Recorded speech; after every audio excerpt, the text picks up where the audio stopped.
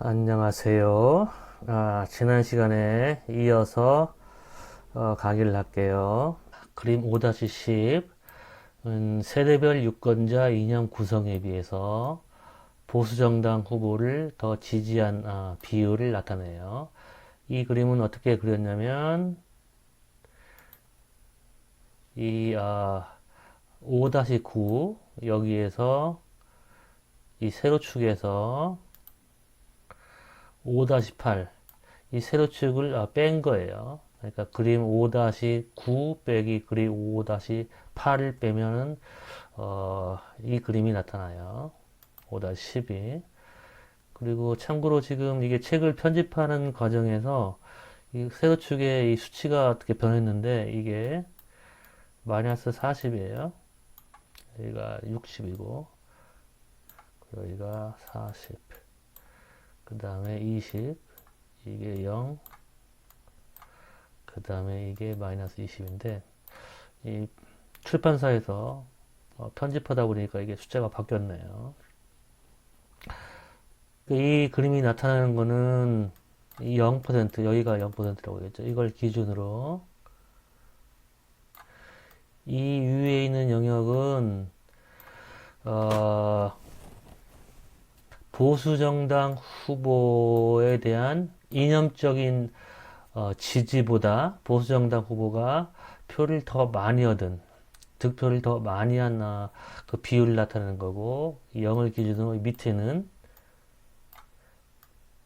이념적인 구성에 비해서 표를 보수정당이 덜 얻은 것이죠. 그러면은 그와 같은 차이, 이념적인 구성에 비해서 득표율을 더 높은 득표를 얻었다면 그 더 높은 득표율을 얻은 이유는 이념 외의 다른 요인, 즉 유인 가치 때문에 얻었겠죠. 그러니까 달리 얘기하면 이 영역에서는 보수 정당의 유인 가치를 높게 평가했기 때문에 이념 구성에 비해서 보수 정당이 더 많은 지지를 얻을 수 있었던 것이죠. 그래서 한번 어떤 예를 생각해 보냐면 17대 대선, 역시 17대 대선의 신세대를 한번 살펴볼까요? 그럼 17대 대선의 신세대가 약 38%포인트쯤 됐죠. 그러면 먼저 정당에 대한 지지, 17대 대선에서 신세대의 보수정당 후보에 대한 지지를 살펴보면 17대 대선의 신세대의 보수 후보의 지지가 진보 후보에 비해 상대적으로 더 많이 얻은 정도가 약 여기가 한 18% 정도 될까요? 이 정도니까 17에서 18%. 그러니까 이 얘기는 뭐냐면 이 신세대가 17대 대선 당시에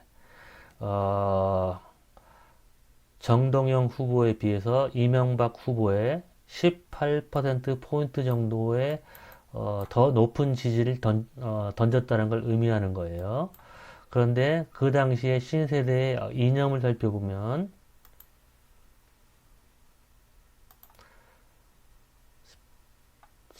7대 대선 당시에 신세대의 이념을 살펴보면 신세대는 이 당시에 진보 유권자가 약간 20% 정도 더 많았죠. 진보 유권자가 보수보다 20% 포인트 더 많았죠. 그렇다면 만약에 신세대들이 만약에 이념 투표만 했다면 정동영 후보를 이명박 후보보다 20% 포인트 더 지지를 했어야 되죠. 그렇죠? 그런데 17대 대선 당시에 오히려 신세대는 이 당시에 이념대로만 하면 정동영 후보를 20% 포인트 더 지지해야 되는데 오히려 이명박 후보를 18%포인트 더 지지했죠. 그러면 20%포인트 플러스 18%포인트가 바로 그림 10에서 신세대가 이념에 비해서 이명박 후보를 더 지지한 정도라고 얘기할 수 있겠죠. 그러니까 38%포인트가 여기 딱 나오죠. 그쵸? 달리 얘기하면 17대 대선 당시에 신세대들은 진보적인 유권자가 20%포인트나 보수적인 유권자보다 더 많았는데도 불구하고 이명박 후보를 18%포인트 더 많이 지지했기 때문에 그 얘기는 뭐냐면 이명박 후보가 이념에 비해서 이념적인 구성에 비해서 즉 신세대들은 오히려 진보적인 유권자가 더 많았음에도 불구하고 이명박 후보가 18%포인트를 더 얻었기 때문에 이만큼의 비이념적인 유권자 투표가 있었던 거죠. 그러니까 비이념적 이명박 후보 지지, 이명박 지지 비율을 나타내는 거죠. 그러니까 이념적인 투표를 했다면 오히려 정동영 후보를 20%포인트 더 지지해야 되는데 정동영 후보를 20%포인트 더 지지하기는커녕 이명박 후보를 18%더 지지했기 때문에 이 18%와 20%가 바로 이명박 후보가 이념적으로 더 밀림에도 불구하고 이념적으로 더 불리함에도 불구하고 이만큼의 더 지지를 얻었던 것이죠. 그 그림을 나타낸 거예요. 그러니까 이 0을 기준으로 이 밑에 있는 이 영역은 보수 후보가 유인 가치에 있어서 불리한 경우, 불리한 유인 가치. 이쪽은 유리한 유인 가치. 즉 이념에 비해서 더 많은 지지를 얻은 경우, 이념 대비 더 많은 지지. 여기는 이념 대비, 지지자들의 이념 대비 더 낮은 지지를 얻은 거죠. 그렇다면 우리가 유인가치 투표 비율을 알고 싶으면 이 값 이제 플러스니까 그냥 놔두고 여기다가 절대값을 붙이면 되겠죠. 그러니까 유리하건 불리하건 상관없이 이 모두 다 유인가치 투표니까 이건 유리한 유인가치, 여기는 불리한 유인가치니까 우리가 유인가치 투표를 알고 싶으면 유불리와 상관없는 유인가치 투표자의 비율을 알고 싶으면은 여기다가 절대값을 붙이면 되겠죠. 그래서 이렇게 절대값을 붙여서 나온 결과가 바로 이 그림이에요. 그래서 지금 가장 유인가치 투표자의 비율이 높았었던 때가 언제냐면 신세대가 18대 총선 당시에 유인가치 투표자의 비율이 제일 높았어요. 그럼 아까 다시 전에 그림으로 돌아가면 이때를 얘기하는 거죠. 그래서 아까 그림이 잘못 나왔다고 얘기했죠. Y축이 이게 60이고 이게 40이니까 약 한 50% 포인트 이때가 이제 유인가치 투표를 한 것이죠. 신세대가. 그리고 이때는 Y축 숫자가 잘못됐으니까 여기가 마이너스 20이고 여기가 마이너스 40이면 약 마이너스 한 32 정도? 여기가 이 정도쯤 되겠죠? 32 정도니까 여기 절대값을 붙이면 여기가 이제 그림 5-11에서는 약간 32%로 나타나겠죠? 30% 보면은 여기 이때가 이제 약 32% 정도 나타났죠. 그쵸? 여기는 이제 거의 한 50% 정도. 이렇게. 그러니까 그립 5-10에서 이 Y축의 그 절대값을 취한 결과가 바로 유리한 유인가치와 불리한 유인가치를 모두 포함해서 유인가치 투표의 정도를 나타내는 거죠. 그러면 전반적으로 이 그림을 보면 신세대들이 쭉 이렇게 위에 올라와 있죠. 그 얘기는 뭐냐면 신세대들은 유인가치 투표를 많이 한다는 거죠. 이념보다는 후보가 능력이 있는지 없는지, 후보의 도덕성, 아니면은 후보의 어떤 능력, 뭐 아니면 후보의 뭐 이미지 뭐 등등 후보의 개인적인 특성과 관련된 이런 변수들, 이념이나 정책보다는 그런 유권자 비율이 신세대에 제일 높다는 것이죠. 전반적으로 밑에 가장 밑에 있는 세대는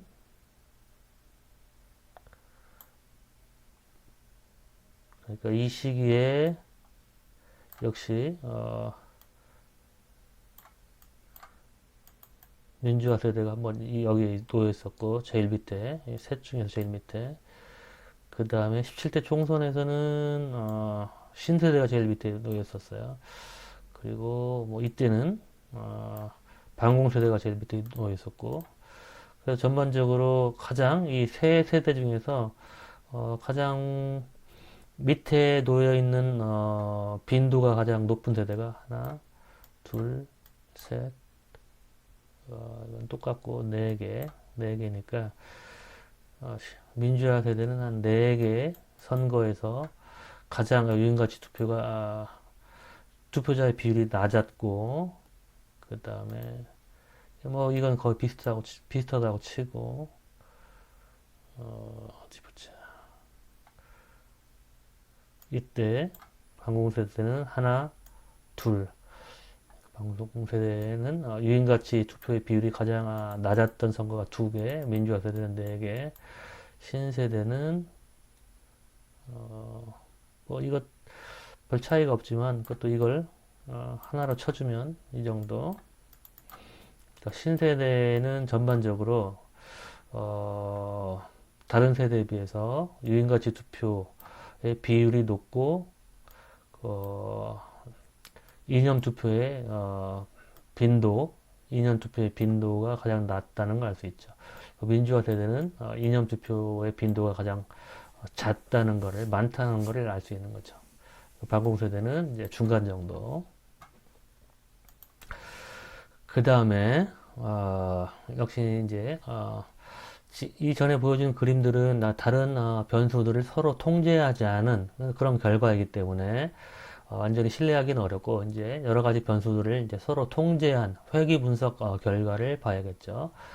그래서 여러분이 이제 어떻게 보면 이 표 5.1이 가장 관심이 있고 흥미로운 그런 분석 결과일 거예요. 왜냐하면 도대체 어떤 변수들이 정당 지지에 영향을 미치는지 그게 이제 정치학에서는 일반 유권자들 포함해서 학자들도 제일 관심이 많죠. 선거 결과에 어떤 변수들이 영향을 미치냐 거죠. 그러면은 이제 역시 이제 세 가지 모형이 있는데 이렇게 이제 모형 3은 이제 가장 많은 변수들을 포함해서 가장 많은 변수들을 서로 통제하는 모형이죠. 그 다음에 모형 1은 가장 적은 수의 변수만 포함한 모형. 그래서 주로 이제 거주, 호남 거주, 영남 거주, 거주지 변수, 그 다음에 세대 변수를 포함한 거고, 가장 기본적인 모형이죠. 그 다음에 뭐 소득, 학력 이렇게 일상적인 인구 통계학적인 변수들만 포함한 것이죠. 그러니까 정책 변수, 또 이념 변수를 제거하고 이처럼 세대, 거주지, 그 다음에 그 밖에 어떤 인구 통계학적인 특징들 이런 기본적인 변수들로만 일단 살펴보면 역시 영남 거주, 그 다음 호남 거주가 통계적으로 신뢰할 수 있는 영향력을 미친다는 걸 알 수 있고 그리고 이 부호를 살펴보면 여기는 플러스니까 영남에 거주하는 유권자들이 다른 지역에 거주하는 유권자에 비해서 보수정당 후보 지지, 종속 변수는 보수정당 후보를 지지할 확률이 높다는 걸 의미하는 거죠. 그 호남 거주자는 여기가 마이너스니까 다른 지역 거주자에 비해서 보수정당 후보를 지지할 확률이 낮다는 걸 의미하는 거고, 그 다음에 반공세대는 다른 세대에 비해서 플러스니까 보수정당 후보를 지지할 확률이 높다. 그리고 그와 같은 결과가 통계적으로 유의미하다. 신세대는 여기가 마이너스니까 보수정당 후보를 지지할 확률이 다른 세대보다 더 낮다. 그 다음에 통계적으로 유의미하다. 그 다음 소득은 통계적으로 유의미한 결과가 아니죠. 그러니까 소득이 높아진다고 해서 보수정당을 더 지지하는 것은 아니라는 걸 알 수 있죠. 그러니까 소득은 영향을 미치지 못한다. 정당 지지에 영향을 미치지 못한다는 거죠. 학력이 높아질수록 여기가 마이너스니까 보수정당 후보를 지지할 확률이 낮아진다는 거죠. 많이 배운 사람일수록 보수정당을 덜 지지한다는 것이죠. 그 다음에 성별은 플러스니까 여성일수록 보수정당 후보를 지지할 확률이 높다는 것이죠. 근데 21대 총선 결과를 보면 여성들이 조금 더 진보적이고 특히 젊은 여성들이 이와 같은 통상적인 그런 결과는 관찰되지 않을 거예요. 그다음에 도시 규모는 영향이 미치지 않고, 근데 21대 총선에서는 시골 지역이 조금 보수정당 지지를 하는 경향으로 나타났어요. 그 다음에 이제 정책 변수를 여기서는 제외하고, 그 다음에 연령 변수만 이렇게 포함했을 때 어떤 결과가 나타나냐. 역시 나이가 많으면 많을수록 보수정당을 지지할 확률이 높다. 플러스니까. 근데 어떤 변화가 일어나냐. 연령 변수를 포함했을 때 이 세대 변수의 영향력이 이렇게 급격하게 줄어든다는 걸 알 수 있죠. 세대 변수가 이전에는 0.703이었는데 0.2135 줄어들죠. 이렇게. 그 다음에 마이너스 479였는데 마이너스 0.479였는데 여기는 마이너스 0.210으로 줄어들죠. 그 얘기는 뭐냐면 반공세대가 보수정당을 더 지지하는 이유 또는 신세대가 보수정당을 덜 지지하는 이유는 많은 부분 연령 때문에 그렇다는 것이죠. 그러니까 반공세대가 젊었을 때 경험한 그런 사건들, 뭐 6.25나 반공교육, 그와 같은 젊었을 때 경험한 정치적인 사건들 때문에 형성된 그런 이념 때문에 보수정당을 지지하는 그런 성향은 0.213이라는 거죠. 왜냐하면 연령을 통제했으니까. 그러니까 연령을 통제하기 전에 이 영향력은 이 반공세대들의 코호트 효과, 젊었을 때 어떤 정치적인 경험을 했는지 그 효과, 코호트 효과, 신세대의 코호트 효과하고 연령 효과가 섞여서 여기서 둘이 같이 나타나는 거죠. 근데 연령을 이처럼 통제하면 여기에 남아있는 효과는 연령 효과를 제외한 코호트 효과만 남아있는 것이죠. 그러니까 우리는 피상적으로 관찰할 때는 이처럼 반공세대가 다른 세대하고 어떻게 다른지, 신세대가 다른 세대하고 어떻게 다른지 이렇게 보고 이와 같은 결과를 보고 반공세대들은 보수정당 후보를 지지할 성향이 매우 높다. 그렇게 얘기하지만 그게 코호트 효과 때문에 그런지 연령 효과 때문인지 그런 걸 알 수가 없죠. 근데 이제 이 분석은 그거를 골라낸 거죠. 코호트 효과, 연령 효과를 이렇게. 그 다음에 이제 요거는 이제 모형 3은 정책 변수를 포함한 거죠. 그래서 대북 지원 반대, 그러니까 대북 지원에 대한 태도가 매우 역시 강한 영향, 신뢰할 수 있는 영향을 미친다는 걸 알 수 있고, 그 다음에 복지 확대에 대한 태도 역시 유권자의 투표 결정에 영향을 미친다는 걸 알 수가 있죠. 신뢰할 수 있는 영향을. 그리고 이 변수를 포함했을 때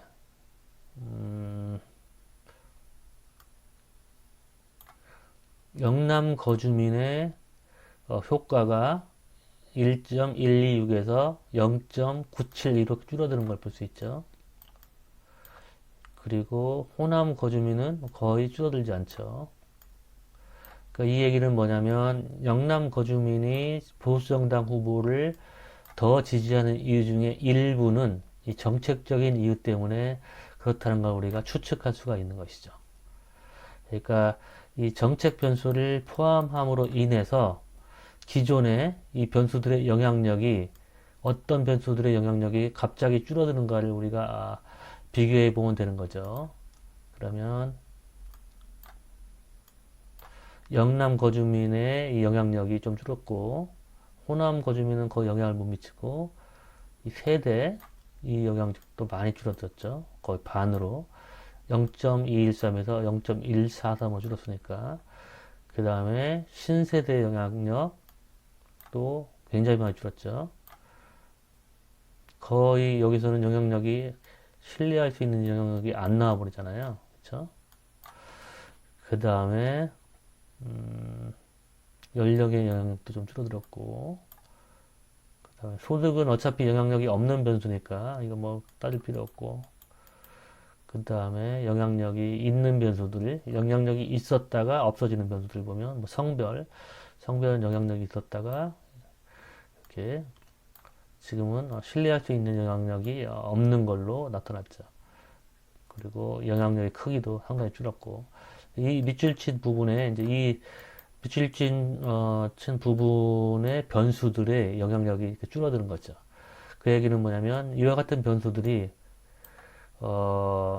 보수정당 후보에 영향력을 미쳤던 이유 중 일부분은 이 정책적인 이유라는 걸 알 수 있죠. 그러니까 영남민이 보수정당 후보를 더 지지했다면 그 중에 일부는 정책적인 이유 때문에 그 다음에 반공세대가 보수정당 후보를 더 지지했다면 그 이유 중에 일부는 정책 때문에 그 다음에 신세대도 마찬가지로 줄어들었죠. 이렇게 영향력이 줄어들고 심지어 통계적으로 신뢰할 수 있는 영향력이 없어지기까지 했으니까 그다음에 연령도 마찬가지 나이 드신 분들이 보수정당 후보를 지지했다면 그 이유 중에 일부는 정책 때문에 이런 식으로 이제 해석을 할 수 있는 거죠.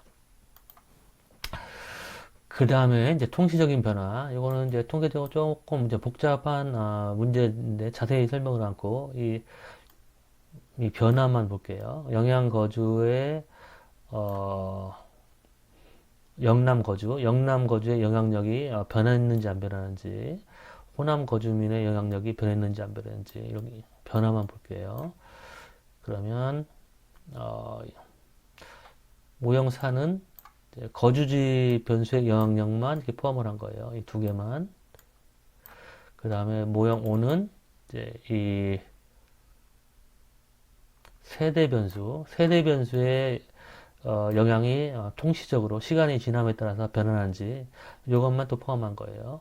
마지막 모형 6은 거주지 변수의 영향력의 변화, 그 다음에 세대 변수의 영향력의 변화를 모두 다 포함을 시킨 거예요. 그래서 이제 맨 마지막 모형만 봅시다. 그러면 여기서는 이제 통계적으로 유의미한 결과가 영남 거주의 영향력 변화, 그 다음에 반공세대의 영향력 변화, 요것만 이제 통계적으로 신뢰할 수 있는 결과로 나타났으니까 이 두 개만 보면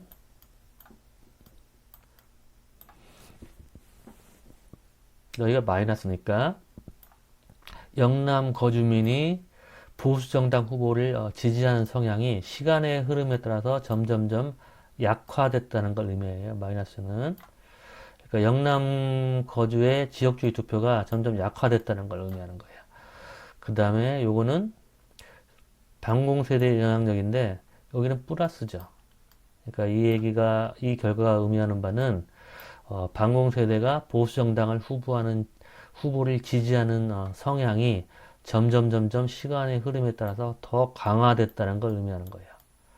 그러니까 즉 달리 얘기하면 영남민들의 보수정당 지지 성향은 약화됐고 반공세대의 보수정당 지지 성향은 오히려 시간의 흐름에 따라서 강화됐다는 걸 보여주는 거예요.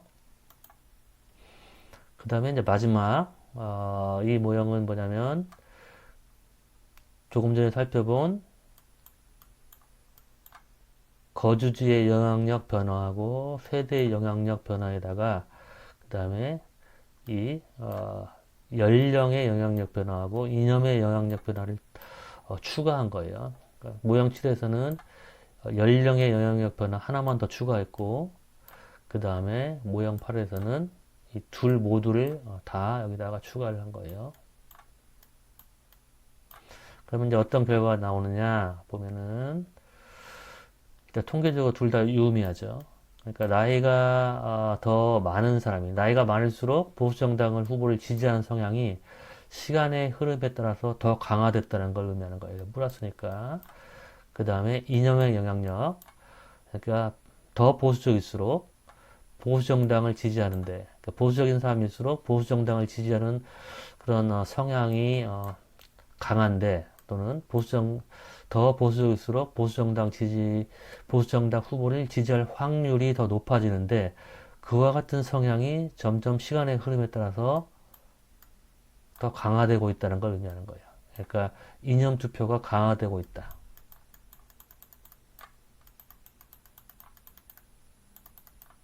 강화. 그 다음에 연령 투표의 어떤 투표 성향의 양극화.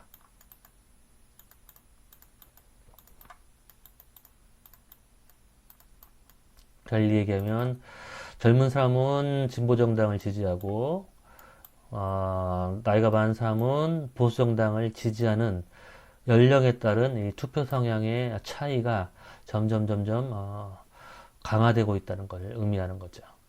그리고 이거는 보수적인 사람과 진보적인 사람의 투표 성향의 차이 또는 투표 성향 양극화가 점점 심화되고 있다는 걸 얘기하는 거죠. 그러니까 세대 간의 정치적인 그런 지지 성향, 그 다음에 이념별 정치적인 지지 성향이 차이가 점점 벌어지고 있다는 걸 보여주는 결과예요. 그러면은 여기까지 할게요. 수고 많았어요.